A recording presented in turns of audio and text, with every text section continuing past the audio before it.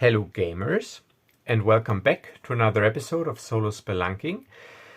And tonight I want to continue my Shadowdark solo RPG for the April 2024 solo RPG challenge, which has the theme Tarot deck, and I will be using this Dungeons and Dragons tarot card deck to answer complex questions and to generate encounters and events for my adventure. And before I jump into it, I was reading through the book some more and thinking about the last session, which I really liked. And what I really liked was to airing this as a premiere to chat with some of you guys.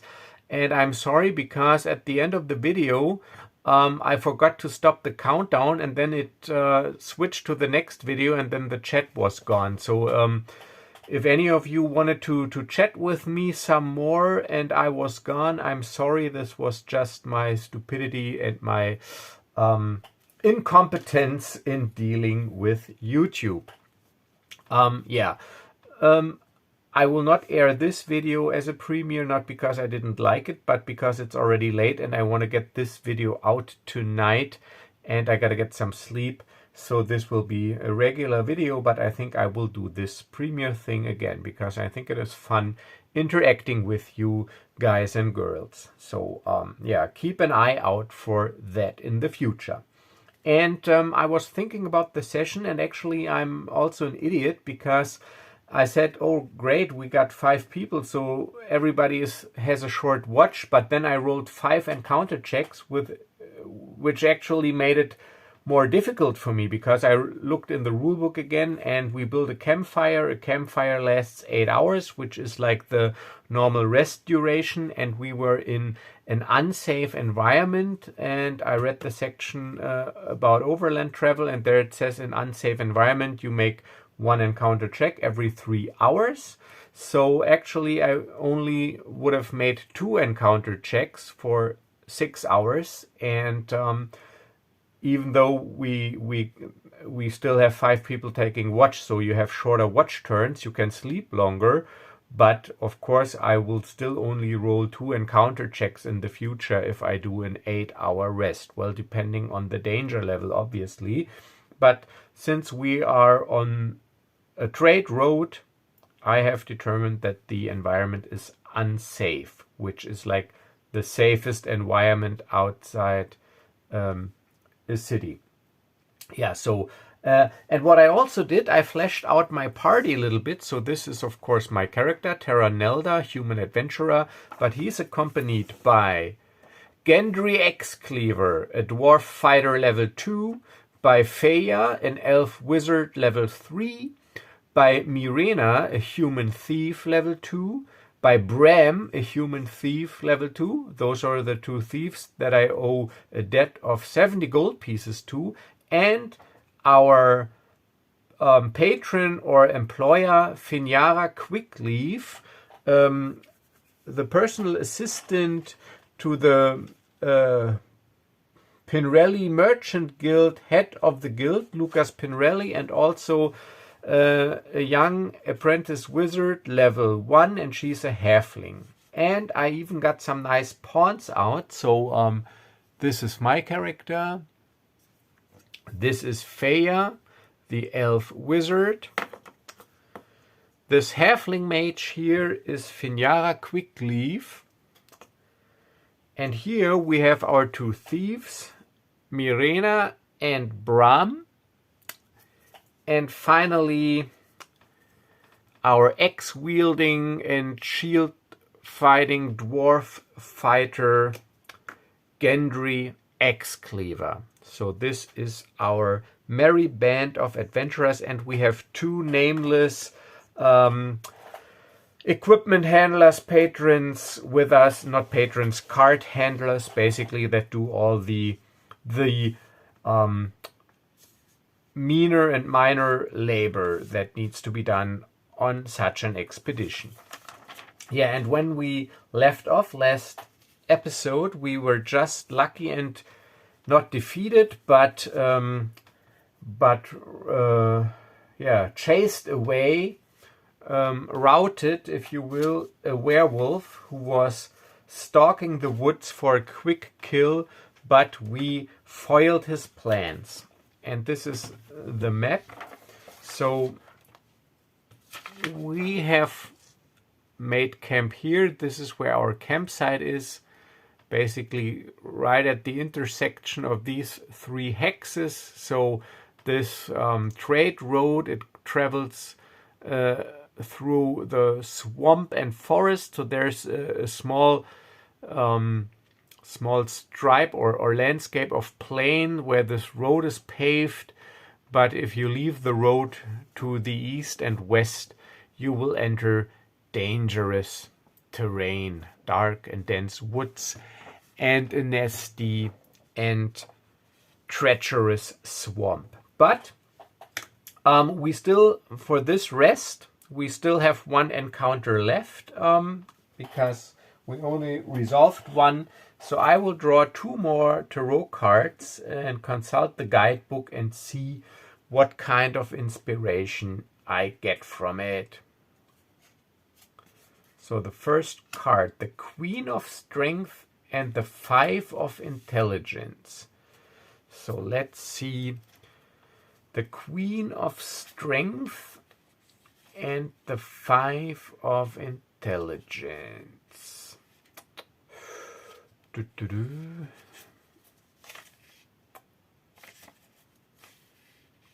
And I gotta excuse that I have to look through this book, but I'm not that familiar with tarot cards. So we have the 5 of Strength. No, the 5 of Intelligence. But first I need the Queen of Strength. It's gotta be someplace here. 10, page, Knight. Queen of Strength. All right. Queen of Strength, spreading the love and letting your light shine, having courage to take it to the next level. And the suggested encounter hook for Dungeons and Dragons is the party is asked to escort a political figure across a hostile terrain. Okay. Spreading the love, letting your light shine, and the 5 of Intelligence. Now the ways in which competition breeds conflict and divides us to create suffering. The adventurers encounter 2 nobles fighting over a magical but cursed item. Okay, so we have some sort of conflict that divides us and creates suffering, but also spreading the love and letting your light shine, having courage to take it to the next level. Okay, and fighting over a magical but cursed item. Okay, so yeah, I got an idea. So we go back to bed.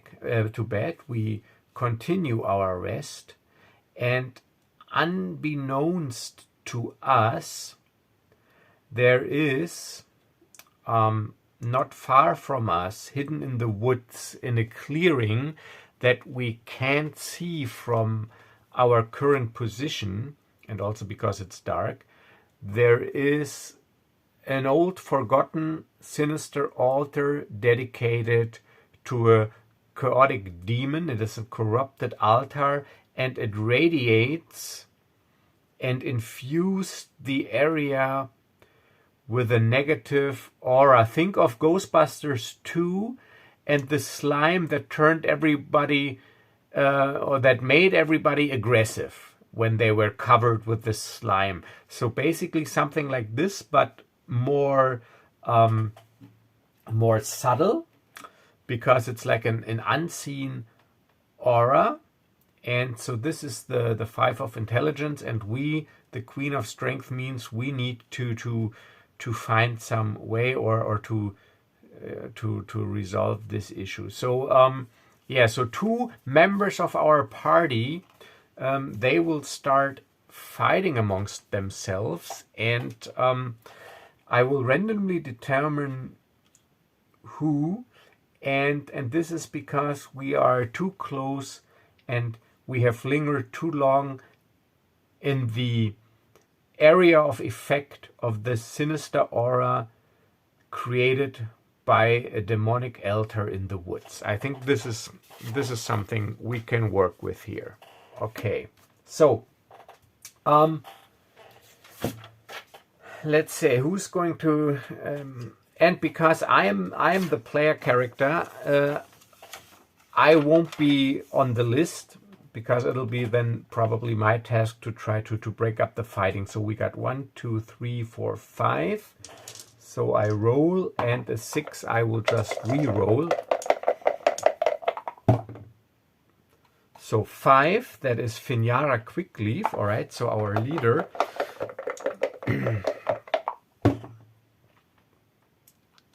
And 2 is the elf wizard Feya.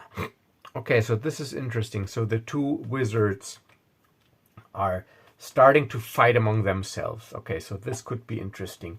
So yeah, we are all back asleep as suddenly I'm awakened by angry shouting, by the angry voices of 2 females shouting at each other, and those are our 2 females. And Finyara Quickleaf, because I rolled her first, she maybe started it, but it's her turn now. And yeah, she accuses Feya, which is obviously pretty ridiculous, of having been responsible for this werewolf encounter. So she goes like, "It was you! I knew we shouldn't have taken an elf. This vile creature, it smelled you. It was you. You brought this upon us. I knew it. All you elves, you are bad luck." And she goes, "What are you talking about, you stupid halfling? You ridiculous image of a woman and a wizard. All you halflings ever do is feast and party. No wonder that you had a hard time finishing your training as a wizard. You're useless, all of you halflings. You can't even hold a decent weapon. You're weak, you're useless, and you're just a nuisance to everybody. How dare you! I will banish you from this party. You will have to find your way back all by yourself. I do not want to see you again." And I'm like, oh, calm. What the hell is going on here? So, and I try to calm the situation. And, but let's see, because so we all lingered here for a while now. So, of course, I'm also not immune to this sinister aura. But since I'm not really enraged right now. I'm not really angry. So this is sort of like a catalyst. If you're angry, it gets stronger. The grip this aura has on you. So I get to roll with advantage to resist this, and I'm torn between wisdom and charisma. It doesn't really make a difference because I got +3 on all of them, but just let me just check real quick. Usually I think it would be wisdom, but charisma is also strength of personality maybe. So wisdom, charisma, applying rallying allies who are terrified by a monster, intelligence, or maybe it is intelligence, wisdom. I say it is wisdom because in the classic D&D I think willpower is based on wisdom. So I get to roll with advantage. I need a DC 12. And it's wisdom +3 with advantage. Lucky. 11 +3. So I do make it, so I can resist this urge to join this fight, and I try to calm them. And to calm them, I need to make a charisma check.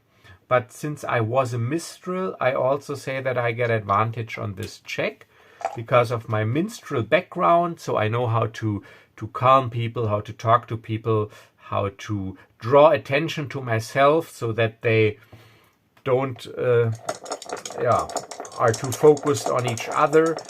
And let's determine the DC randomly. The DC is 10 plus 1d6. To make it 9 plus 1d6. I don't want to make it too difficult. So 9 plus 1d6, 9 plus 4. So it's a DC 13 with advantage using charisma. Advantage because I was a minstrel. DC 13 minstrel, and yes, 14 and 15, so they both succeed. So I remember my training, my vocal training, and I put on my soothing voice and I go like, calm yourselves, we're all in it together here and nobody is to blame. I bet you probably didn't mean what you just said. Our nerves, we are all a little bit shaken, but it is nobody's fault. And I even doubt that this creature, that it can smell that good. Matter of fact is, we drew attention to ourselves, of course, because of our light source. We're in the middle of the wilderness, and it has nothing to do, or it had nothing to do with who is with us. Ah, yeah, maybe you're right. Yeah, maybe you are. All right, but this is strange. And now, as they're getting calmer, they start to realize it. This is strange. I've never felt that way before. So we are talking to each other, and I've never felt that way before. Feya says, the elven wizard. I was really out of myself here. I mean, I was ready to basically kill you. I was ready to blast you with magic energy. Yeah, I was pretty enraged too. I lost it. I don't know. I was pure rage. This is strange. Yeah, I don't know, but maybe it's the environment, maybe it's the nerves, maybe it is something sinister, I don't know. All right, so let's roll for our wizards here, because they maybe know about these things, and I made up stats for them, so everything is +0 except for where I noted it. And Finyara Quickleaf, because she's a wizard, she's got intelligence +3. And Feya, the elven wizard, she also has intelligence +3. So I'm going to roll an intelligence check for them. And it is a difficult DC, a hard DC 15, because it's somewhat obscure. So blue will be Feya and green Finyara, and +3. But nobody, Feya, catastrophic fail, and Finyara, all right, so it is 11 plus 3 is 14, so she misses it by 1 point. So she goes, maybe halflings are a little bit more sensitive. I don't know what exactly it is or was, but I'm pretty sure it is an unnatural cause, because I have never been like that. I didn't even recognize myself. Maybe you're right. Okay, so I've made up my mind. The question was if we turn back and get silvered weapons. That was the question I wanted to ponder over during the night. And this incident, I think we should take this as a warning. Maybe we are not that just or not that well prepared as we thought. So I say that in the morning we break camp at first dawn. We head back to Delmar, and I will get silvered weapons and stock up on some maybe much needed supplies. I'm thinking healing potions. I'm thinking maybe antidotes, because actually I don't think we got stuff like that with us. But the most important part will be the silvered weapons, because I don't know, we still have to travel alongside this edge of the woods for some time, and if we encounter another werewolf, I want to be prepared. So all of you get back to bed, and whoever has watch takes watch, and by first light tomorrow we make for Delma. We turn back, we head back. And Feya goes, I think that is a wise decision. I think we can spare one more day. If there are other adventurers also looking to explore these ruins, they will have to face the same perils we do, and maybe they're also ill-prepared and perish on the way. But we should take every precaution that we can. All right, then it's settled. Okay, so the rest of the night is without incident. It is a short night, and we will not get the benefit of a rest because it was interrupted, and also because of this strange aura. Luckily, nobody is wounded. However, I do not replenish my luck token. Remember my adventurer's luck ability, because I only replenish that if I successfully finish a rest, and this was not a successful rest because it was interrupted by 2 encounters. All right, so next day, again, we can travel for 8 hours. We need 4 hours per hex because this is does not count as difficult terrain because we're on the road. But we're also not on a horse because this cart, it's not fast. It's just to carry our gear and equipment. So we basically have a walking pace. So that'll be, again, I say so we can press on a little because this is just half a hex. So that'll be for 8 hours and half a hex. So we have to travel for 10 hours, which is fine. But this is unsafe, so every 3 hours we have to make an encounter check. So 3 encounter checks, 3d6, and on a 1 there will be an encounter on our way back to Delmar.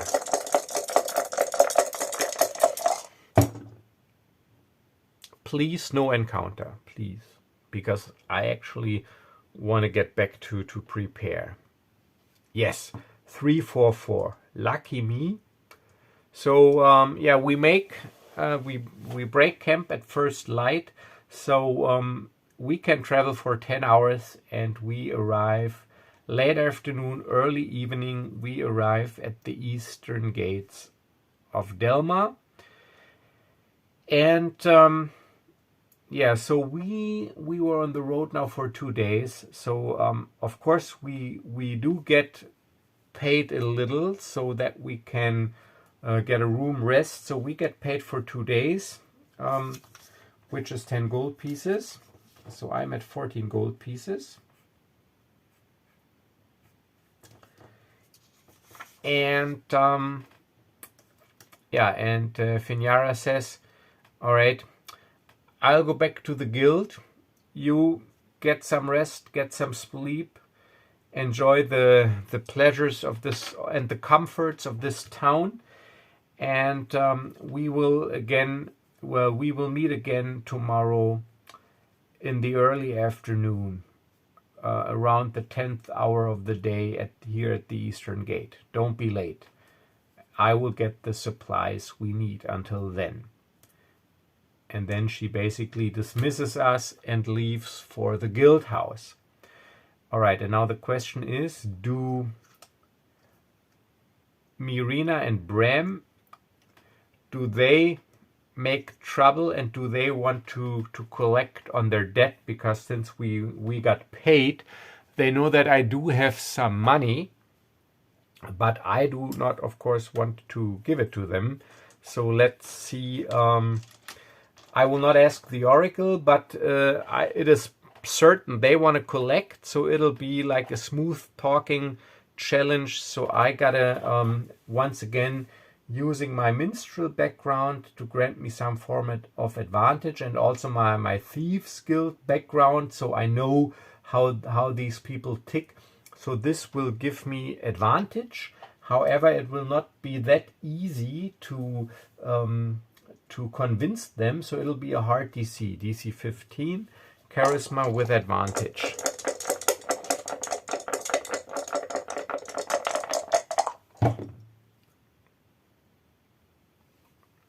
But I convinced them, so I rolled a 16.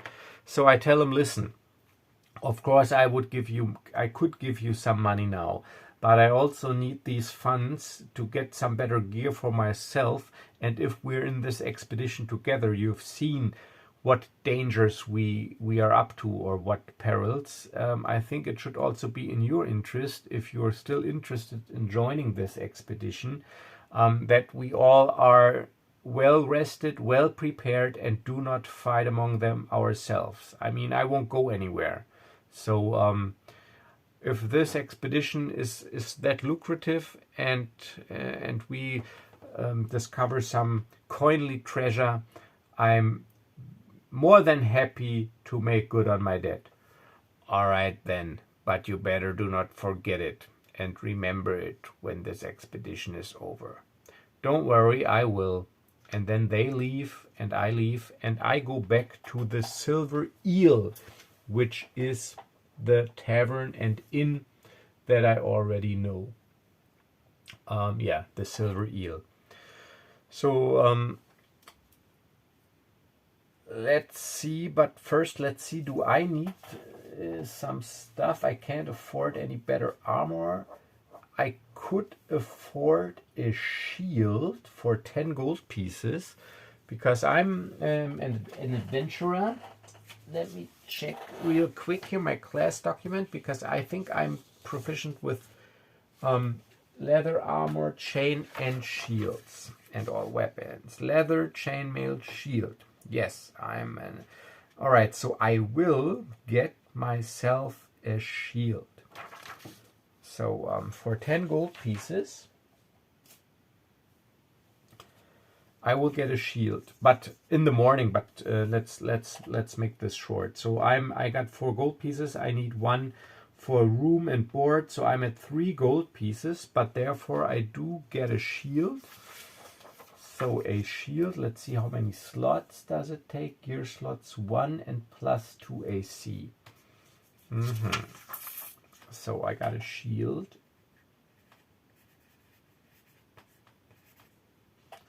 One slot. All right, so I'm at, wait a minute, 7, 8. Okay. So now I'm, oh yeah, I got 14 gear slots because of my strength. Yeah. So yeah, I can still carry stuff. So I got a shield. So my AC is either 13 or 15 with shield, depending on whether I got time to get it from my back or not. So because it'll be usually strapped to my back. Okay. All right, so let's skip time a little, and it is the next day. It is the 10th hour, 10 a.m. in the morning, 10 o'clock, and we all meet back at the gates and continue or restart our expedition. So basically, but now we actually, if we would actually end up in the same area. So let's say, all right, so let's say that Thea, the elf wizard, she also found the strange, and she is a level 3 wizard. So she, let's say she looked into it and did some research, and let's see if she found out something. So it's a DC 15, and I'll give her advantage, like I said, because she's a wizard. And oh no, I didn't give her advantage the first time. I just rolled 2 dice because we had 2 wizards, so no advantage. plus 3, 15. No, she also not only she didn't research because she was tired, she needed a rest. So, but we want to basically avoid this this area. So it'll be the question. All right. So no, we will not press on. We will make camp someplace before that. So that'll be like 2 hours, 4, 2. So that'll be 8 hours, half squares till here. And let me see, do I have I could put this into a clear sheet and use a dry or wet erase marker. Let's see, can I get out a sheet here real quick? I don't want to waste too much of my and your precious time, but yeah, okay. I got some crystal clear sheets here, so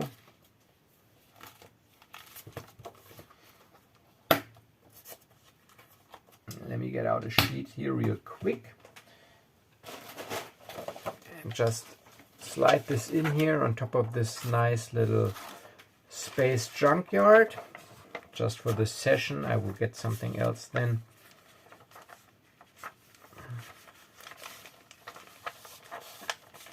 All right, look at this, nice. So now we can use a marker and write directly on this sheet. So I said here, all right, so this is where we will make camp after 8 hours travel.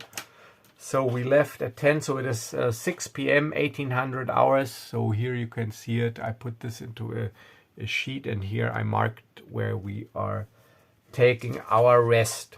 So this is quite some distance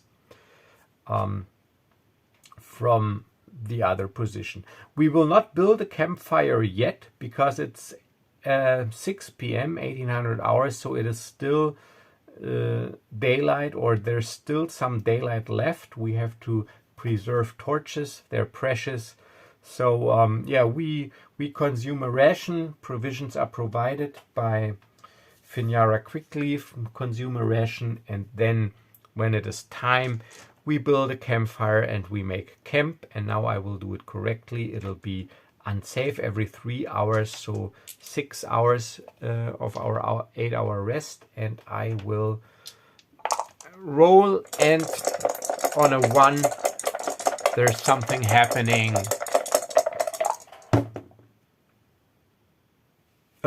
And of course there is something happening, damn it.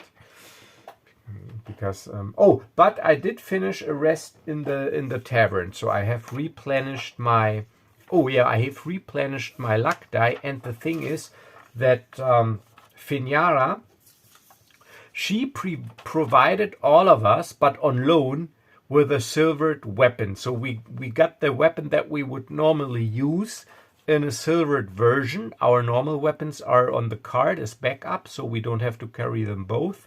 We got the silvered weapons, but they're on loan, so at the end of the expedition we will definitely have to return them. So they're still in the possession of the Pin Rally Merchants Guild, but we do have silvered weapons. And let's see what the encounter is. Page of Intelligence, 3 of Wisdom. The Page of Intelligence and the 3 of Wisdom. Okay, so the Page of Intelligence here. Discovering new ways of communicating your ideas and putting them into action. And a wizard wants you to find her some rare spell component. So we can disregard that because we're already on a quest. So discovering new ways of communicating your ideas and putting them into action. And 3 of Wisdom. Taking time to celebrate the simple joy of aliveness with your friends. You're invited by the mayor of a nearby town to take part in their festival of monsters. Okay. So taking time to celebrate simple joys of aliveness with your friends. This actually sounds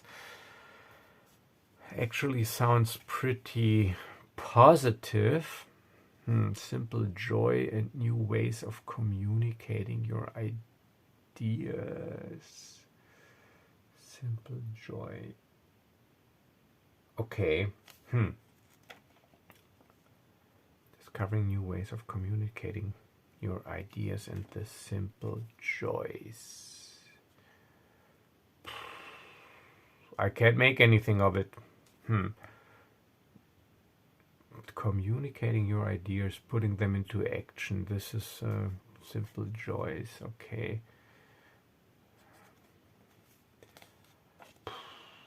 I can't think of anything. This is actually harder than I thought using these tarot cards, but this is why it's called a challenge. So let's just go by the illustrations then. And yeah, okay.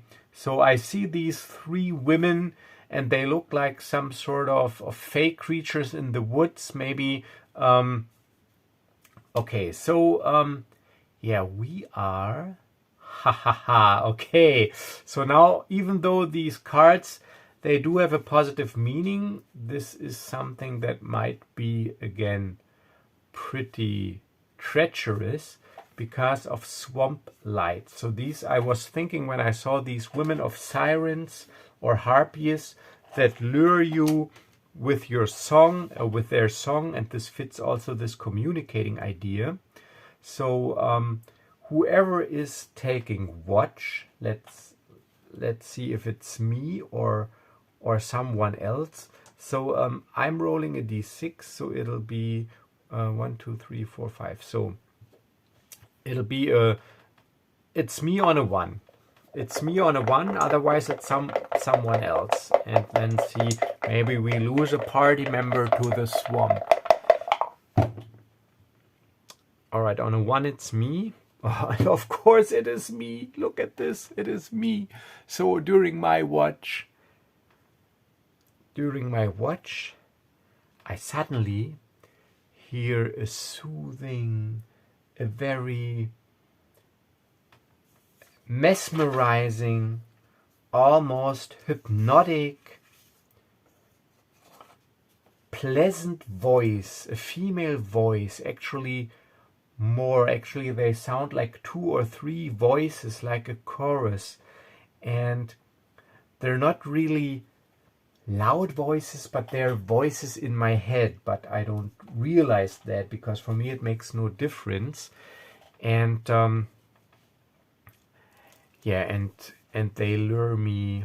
You know what, I'm not going to look up anything in here. I will just I was going to look like for will-o-wisps. Okay, maybe let's do this, but I do not want to waste a lot of time here, because oh, here, will-o-wisp. A bobbing marshlight animated, it tries to lead the living into danger. Okay, this does not really fit. Let's say I will flip through these monsters off camera to get some idea. I was looking like for sirens or harpies, but I'm going to just make something up now. So again, I have to resist the lure by making a successful wisdom check. And I will not get advantage, even though I'm a minstrel, because this is such a pleasant situation, a pleasant voice, a pleasant feeling, that I do want to follow this song, this luring song. So I do not get advantage, and I'll set the DC between normal and hard. It'll be a DC 14. DC 14 and wisdom +3.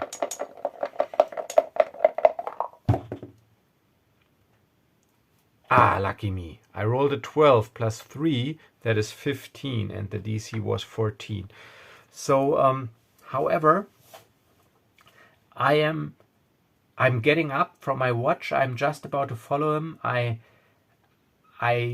leave the immediate surroundings of our campsite, but as soon as I make the first step into the swamp, this cold wetness that clutches my feet and the soaking noise as my feet basically sinks into the wet mud makes me snap out of it. All of a sudden I snap out of it and I realize what is happening, and I immediately cover my ears and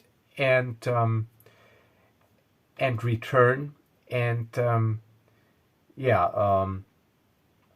let's see, as I snap out of it, does the noise fade? Let's use the D6 decider. 1, 2, 3, it doesn't. 4, 5, 6, it does. No, it doesn't. However, I can still hear the slurring song in my voice. It does not stop. And but I can resist it, but I do not want to take any risks. So I wake everybody and I explain to them what's happening, and encourage them once again to break camp and leave this surroundings here.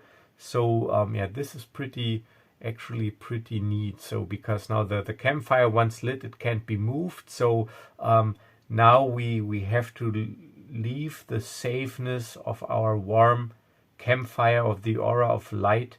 So everybody lights a torch, and then we have to move on at least a couple of miles through the night to find a more secure campsite. Okay, and we do. I'm not going to roll any more encounter checks here. I'm just ruling that this also does not count as a successful rest, which in this case doesn't matter because we're all rested, but it would make, of course, a difference if we had wounded people.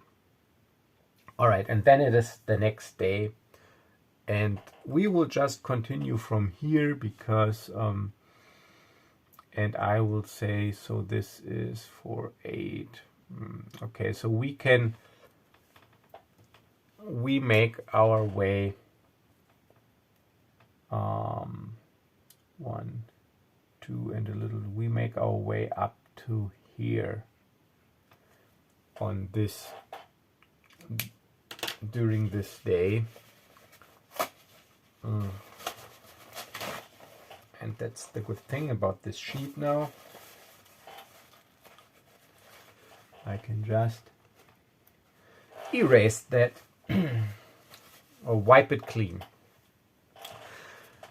All right, but then again, 8 hours, we still need to make 2 encounter checks while we're traveling.